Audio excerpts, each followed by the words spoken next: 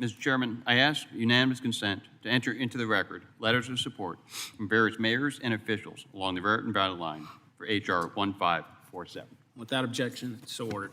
Thank you. I am proud to introduce my amendment in nature as a substitute to my bill, H.R. 1547, the One-Seat Ride Act. Anyone living in this part of New Jersey or along the Raritan Valley line can describe to you the difficulties of commuting to and from New York City. Many New Jerseyans and 7th District residents have voiced their frustration about this commute many times over the years. 7th Congressional District residents who travel to and from Manhattan by train are regularly frustrated with unnecessary delays, mainly due to the aged infrastructure, often making weekly commute hours more than they need to be.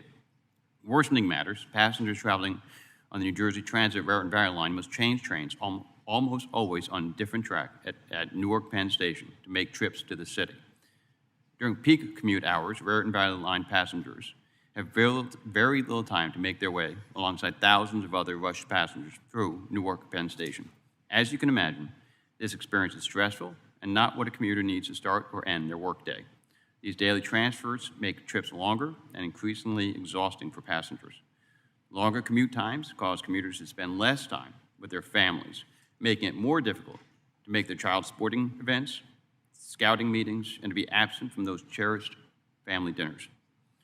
Now, there are one-seat ride trains during off-peak hours on the Raritan Valley line, but these off-peak options do nothing to ease the burden on daily commuters working traditional weekday hours. According to the Raritan Valley Line Coalition, the RVL makes up about 10% of New Jersey Transit's daily ridership system-wide. Additionally, the impact of a one-seat ride service has been studied in a report published by the Regional Planning Association. The report shows its impacts on towns surrounding the train line. Rail lines with one-seat service into Manhattan are far more desirable and encourage more development of residential housing units, retail stores, and offices located near existing rail train stations. Some benefits of a town's one-seat ride option are towns with one-seat ride service have fewer vacancies and are more diverse and economically viable selection of restaurants, stores, and offices in the downtown. Increasing train service westbound, allowing towns along the RVL to flourish. My hope in the future is to get as many commuters on rail traveling westbound in the morning as they do eastbound, and to the east in the evening. The ANS to H.R. 1547 directs the Secretary of Transportation to analyze various obstacles to implementation of single-seat trips on commuter passenger rail and requires the Secretary to conduct a cost-benefit analysis of a one-seat trip during peak times on New Jersey's Raritan Valley line. Furthermore, the Secretary must submit the report to this committee and the Senate Committee on Banking, Housing, and Urban Affairs within 1 year of this legislation enactment.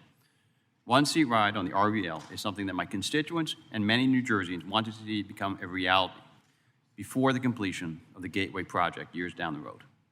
As I said during our Amtrak hearing a few months ago, I'm a full supporter of the Gateway project, as I know my colleague, the Rail Committee Ranking Member Payne, is.